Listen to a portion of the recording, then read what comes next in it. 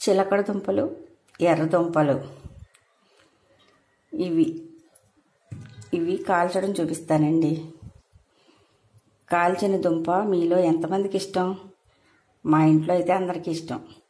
కాలిస్తే చాలా ఇష్టంగా తింటారు మా ఇంట్లో. ఇవి శుభ్రంగా కడిగేసాను.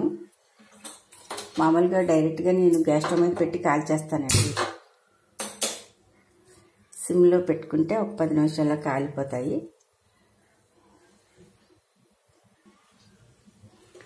ఇంకో బుజ్జి దుంప కూడా ఉంది, దీన్ని కూడా పెట్టి ట్రై చేస్తాను, ఉంటుంది.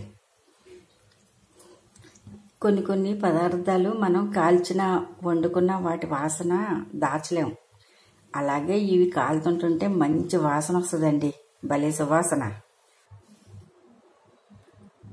చూసారా ఒక 5 నిమిషాలకి ఎలా కాలిపోయినాయో. ఇవి మధ్య మధ్యలో ఇలా కొంచెం లైట్గా తిప్పుకుంటూ ఉండాలండి. పెద్ద కష్టమేం కాదు.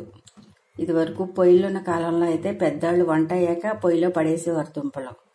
ఇప్పుడు పొయ్యిలు ఎక్కడున్నాయండి?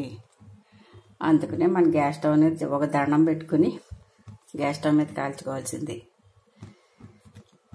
కొన్ని రుచులు వాసనలో పోవు కదా. తాటి రొట్టె కానీ ఇటువంటి దుంపలు కానీ మనం కాల్చుకుంటున్నప్పుడు ఆ వాసన బయటకు వెళ్తూ ఉంటే భలే ఉంటుందండి.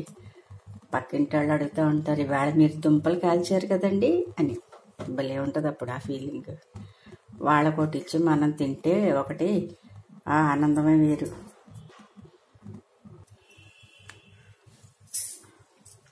ఈ దుంపలు నల్లగా అయిపోయినాయి అనుకోకూడదండి. మనం కట్ చేసి చూద్దాం. మధ్యలో తెల్లగా మల్లెపువ్వు వల్లే ఉంటుంది.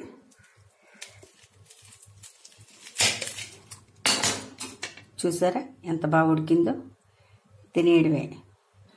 ఇలా కాల్చిన దుంపలు మీలో ఎంతమందికి ఇష్టం చెప్పండి.